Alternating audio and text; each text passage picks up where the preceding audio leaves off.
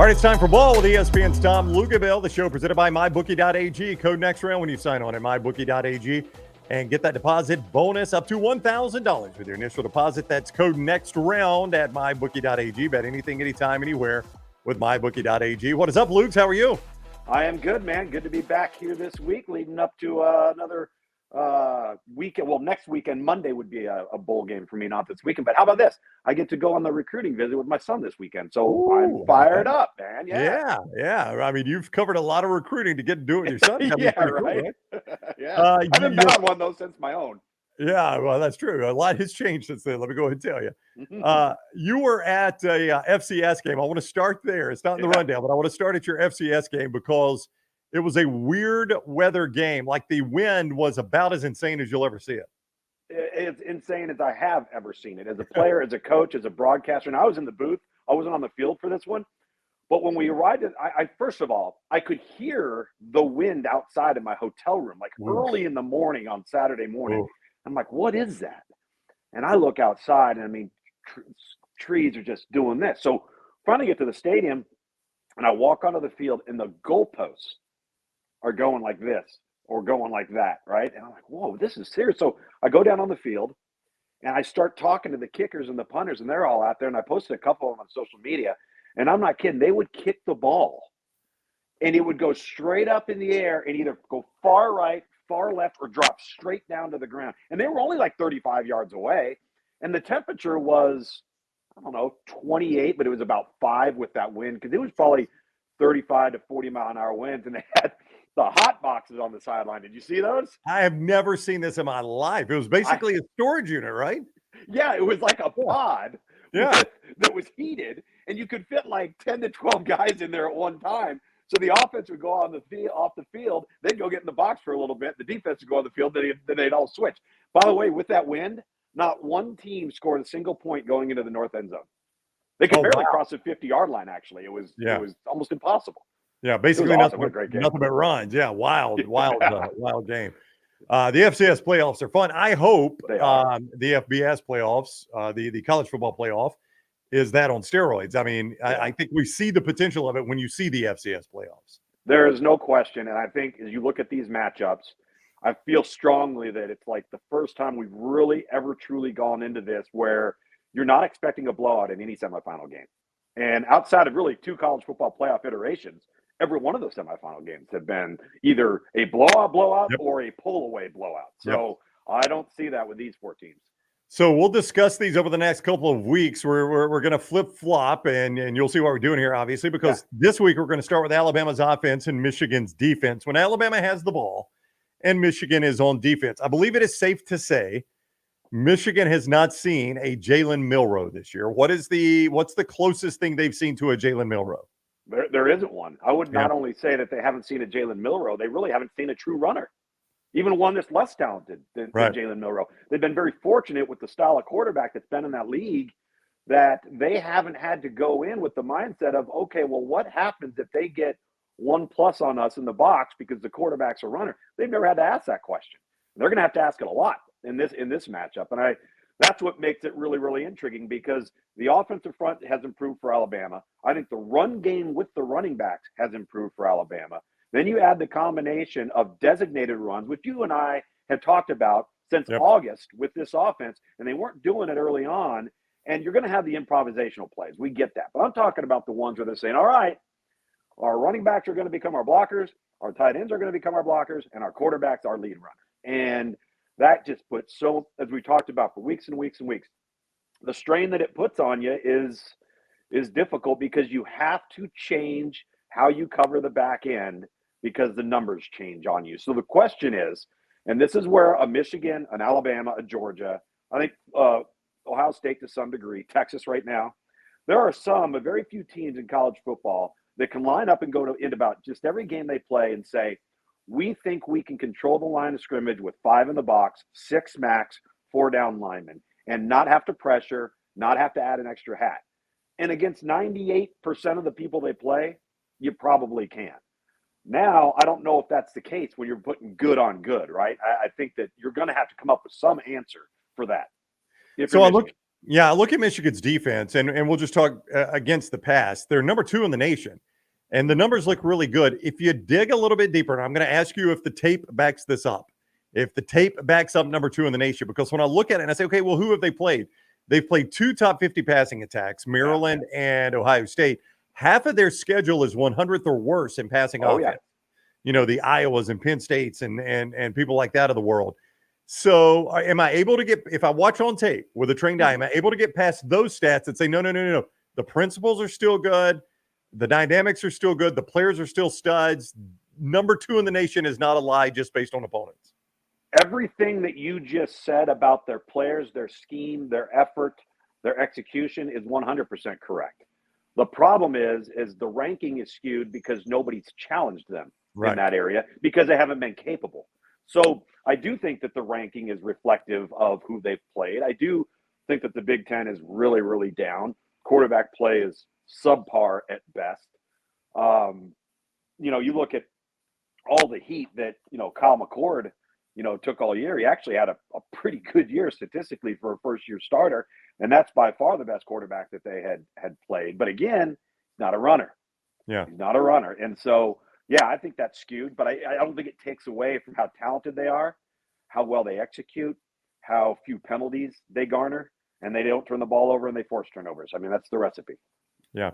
If you had to guess, do you think Jalen Milroe leads Alabama in rushing or one of Alabama's running backs leads Alabama in rushing? I think the answer to that question is going to depend on improvisational plays. Yeah. If you just asked me that and said, okay, he's going to be a part of the run game, but they're going to be able to tie him down and not let him scramble and take off and run for 20, then I'd say running back. Yeah. But I think if you're Michigan, you're probably saying, hey, listen, are we going to shut this guy down? Probably not. Could we limit him? Could we try to lessen the exposure? Yeah, but I don't think is he going to have a 20-yard run and maybe a 30-yard run, maybe a 15-yard run, and maybe have 4 or 5, 6, 7, 8-yard run? Probably so. I mean, that's just how he plays. But I said it on our show earlier this week. If Jalen Milroe had 50 rush yards, you would say, okay, if you're Michigan, you can live with that. However, if in those 50 rush yards, 3 of them pick up a first down that extends a drive and maybe one of them is a touchdown, all of a sudden the 50 doesn't matter. Those are massive plays. So some of it is situational too, Yeah, and what if those 50 yards just come on 3 plays? Yeah, you never know. It didn't take 12 plays to get to 50 yards. And so that's the other thing, because now you're going to be talking about explosive plays, which is something Michigan does not routinely give up. Let's talk about Washington and Texas after I remind you the show is presented by MyBookie.ag. Code next round at MyBookie.ag. You can bet anything, anytime, anywhere. But when you use code next round, you will get that initial sign-on bonus. You make your initial deposit. They match it up to $1,000 when you use code next round at MyBookie.ag. Bet anything, anytime, anywhere. MyBookie.ag. Code next round. Also, Manscaped.com. Giving season is coming up. This is the handyman. It's the compact portable razor. Works great on the road or at home. Add in the beard hedger, the weed whacker that takes care of the nose hair and the ear hair. The lawnmower takes care of the full body and the undercarriage. They're great boxer shorts. They're male body products. All at Manscaped.com. And because you watch ball, you can use my last name, Brown20. That is Brown20. And get 20% off your initial order at Manscaped.com with code Brown20. Some would say, and I'm interested how close this is to being true, that this game, Washington and Texas, might match the best pass protection offensive line against the best defensive front in America. Is that a discussion? It's absolutely a discussion. In fact, I think that's the game within the game. Yeah. First half of the season, it's bombs away, explosive plays in the air. For Washington, second half of the season, much more balanced. All of a sudden, here comes Dylan Johnson. They're able to run the football. Now people have to look to defend the run. They can't just sit back and say, hey, we got to limit these explosive plays. The question is, can Washington run the football against Texas? I know they want to. I don't think this is about pass protection. I think it's about whether or not Washington becomes one-dimensional because they just flat out can't. They haven't even faced close to the 2 defensive tackles that are playing side by side on that interior front for Texas all year long, maybe in the last 2 years. So it's going to be tough sledding. How patient are they? Do they stick with it? Do they get a couple of negative plays? Do they get spooked and all of a sudden say, this isn't us, we're going to start throwing it, which is exactly what Texas would want them to do. They'd want them to become one-dimensional because then they'd tee off. in some of their pressure packages. So this game to me, I think it has so much intrigue because the explosive plays that Washington just routinely produces kind of attacks the one area of scrutiny that Texas has on defense, and then that's their back end, particularly on the outside at the corners. Down the middle at safety, they're really, really stout, really good players. But they've had some shots. You know, they've had some people that once they've gotten the ball off, there's been some open targets. And so, you know, how do you disrupt Michael Penix? Can you get them off platform? Can you get them off schedule, especially if they can't run it? I have a hard time believing that Washington's just going to be able to line up and run the ball between the tackles at Texas. Yeah, you've seen a lot of Texas this year, so you've watched them on film. I'll ask you the same question I asked about Alabama. What has Texas seen that is close to Michael Penix? And a lot of people say, oh, they played Alabama and Jalen Milroe. That was very early Jalen Milroe before he developed into what he is now. What is the closest they have seen to a Michael Penix-like quarterback on that schedule? Probably Dylan Gabriel. Yeah. Time, you know, everything about the offense is anticipatory traits. Being decisive, getting the ball to your hand, layering the football to all three layers of the field on the back end. And so much of it is Michael Penix, Dylan Gabriel, I think was another one. They get rid of the ball so fast that it can frustrate the defense, right? Yeah. And so and Texas lost that game. And then obviously they had a lot of different ways to win it, but they lost that game. So I do think, you know, the one thing that helps Texas, because they have faced a Dylan Gabriel, is Michael Penix isn't a runner. He's not going to take off on him like Dylan Gabriel did. Yeah. And that burned them a little bit in the Red River game. Especially late. Yeah, especially late on that final drive. You know, Kalen DeBoer is just one of those coaches, though, that just seems to get the best out of his quarterback. I mean, wherever he's been, I don't know what his magic is. The guy knows how to coach quarterbacks, though. It's unbelievable. I think I've told you this. I forget, but just having had Michael Penix, our broadcast crew, had him twice. That year after he got hurt, had that magical year when Kalen DeBoer was the offense coordinator.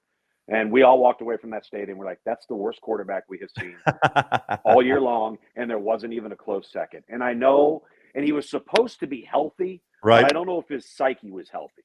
Like, I think he was so broken down physically, and he lost his confidence, and then they weren't very good around him, and everything just started crumbling to the ground. And gets back with the right guy, a guy that believes in him, with good players around him, and all of a sudden we've seen a totally different player over the last 2 years. So next week on Ball, we'll flip it around. We'll talk about the Michigan offense against the Bama defense. We'll talk about the Texas offense against the Washington defense and preview those other two sides of the ball. We're about to get Luginbill. We're just going to spin the wheel. I don't even know where he's going to go. I'm going to ask him the best of the rest bowl games. Any bowl games that he's like, I love this matchup. Ball is the show. He is ESPN's Tom Luginbill. It's presented by MyBookie.ag. Code next round. When you sign on there, you make your initial deposit. They give you a deposit match up to $1,000. That's when you use code next round at MyBookie.ag. Bet anything, anytime, anywhere. MyBookie.ag, code next round. Also, don't forget Roback Apparel. They've got the best, softest hoodies, quarter zips, golf shirts, great pants, crew necks, T-shirts, long sleeves, all of that right there at Roback.com. Roback.com, code TNR20 at Roback.com to save 20% off your initial order. That is Roback.com, code TNR20. All right, so we've talked about two games, the two semifinal games, but we got a plethora of other bowl games. You could go anywhere you want on the board. Give me a bowl game that interests you. Well, let me preface it by saying this. I think what's happened over the last 4 to 5 years, and maybe even going further back once we implemented the college football playoff, is you have to ask yourself this question. Who actually wants to play? Like, who's motivated, right? Yeah. We, for so long now, have made everything about whether or not you make the college football playoff. And if you don't, it's like, darn it, we didn't make it. And now you're sitting there and you have teams when the Rose Bowl is not one of the playoff games. But, like, I remember, was it last year or whatever, they didn't make the the college football playoff. So it's like, oh, we got to go play in the Rose Bowl. It's like, what? You used to beg for that, yeah. Yeah, and it's just that part bothers me a little bit. Yeah. So I do think a lot of it is motivational. For example, I think Florida State and Georgia is a great example of this for both teams, right? Which Florida State will show up? Which Georgia will show up? Will Florida State play in a manner in which allows the committee to say, see? Right? I mean, that I can't believe that would be not my number one focus as a player would be that right there. Right. We have to prove the committee wrong. All right, so I want to see if Florida State brings their best because they got the absolute worst draw of anybody in any bowl game, I think, across the country, because I do think they're outmanned. And so I'm very interested in that one. I'm super interested in the NC State-Kansas State game. Interesting. Okay. You know, you lose Will Howard at Kansas State. Avery Johnson is, I think, going to be a college football phenom. There's a reason why he played as a true freshman, even though the guy returning won the Big 12 championship. And there's a reason why that guy left, right? You could see the writing on the wall. And then NC State and Dave Dorn, I mean, they're looking to get 10 wins and had played really – if they would have played early in the season the way they played late in the season, they would have been in the ACC championship game. And they just didn't get it done at certain spots early. So I think that matchup is interesting. I think the Cotton Bowl is intriguing. And the reason why is, again, motivation for Ohio State. What are they going to do at quarterback? And that pesky Missouri team that everybody wants to just discount and disregard, and they just keep showing up and playing good, right? I mean, the storylines in that game between Truman State transfer and Luther Burden being on the same field at the same time, like you just scratch your head, like that doesn't work, that doesn't calculate, right?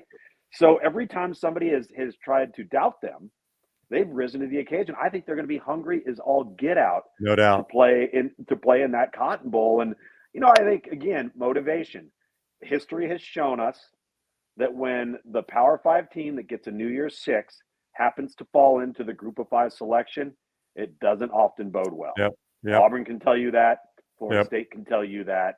And now you get an undefeated Liberty team. I know that Conference USA was terrible this year, but that team, if you're Oregon, like, are you going to come in and just think you can beat them because they're Liberty and they're a Group of 5 team, or are you going to have to show up and play? Those are all great questions. I would go back to the Missouri-Ohio State game because I do think the motivation for Missouri. And I find that one fascinating because Ohio State, first of all, they got the opt-outs. Who knows, Marvin Harrison. But, I mean, if you're Missouri, you did not start this season envisioning yourself playing if you're Ohio State, did not start this season envisioning yourself playing Missouri in a bowl game. It is going to – I know it's an SEC team, but in their minds, in their views, it's a lower tier SEC team. Yes. Whereas if I'm Missouri, oh my gosh, when do I get an opportunity to play this helmet on this field and get a win over Ohio State? You just don't often get that opportunity to play on Missouri. You kind of get the feeling that Missouri is taking on the Group of 5 role. Yep. Right? A little bit. And and so, and you know, Ohio State, depending on Marvin Harrison, we already know what's going on with Kyle McCord, but like it's almost like they're going to be fielding next year's team in this game. Yeah. Right. Depending on who plays, who doesn't play, and maybe a lot of fresh faces. I know they're deep. I know they're talented, but Missouri's going to be motivated. Listen, I think that we did the Capital One Bowl Mania show on ESPN on Sunday night in Bristol. Right. You know, you got a list. You got to pick the winners if you're not familiar with it, and then you got to give a confidence score, right? So whatever 1 through 42 of the bowls, and the lower the number, the least amount of confidence you have in your selection that this team's going to win or that team's going to win.